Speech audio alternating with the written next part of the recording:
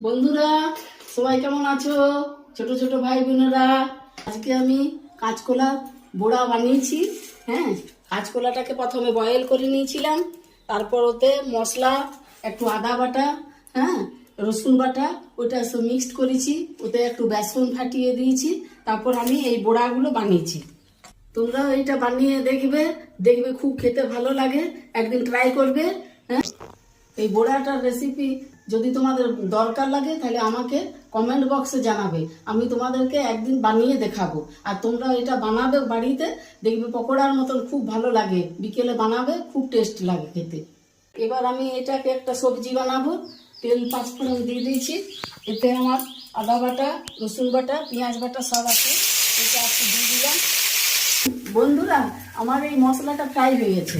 হ্যাঁ, এতে এবার আলু আর টমেটো দিয়ে দিলাম, এতে নুন দিলাম, সামান্য হলুদ গুঁড়ো দিলাম, এবার একটু মিক্স মশলা দিয়ে দিলাম, সামান্য পরিমাণ গরম মশলা দিয়ে দিলাম। এটাকে আমি কিছুক্ষণ কষে নেব।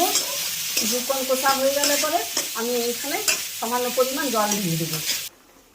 বন্ধুরা, আমার আলুগুলো সিদ্ধ হয়ে গেছে, এবার আমি এক এক করে বড়াগুলো ফেলে দেব।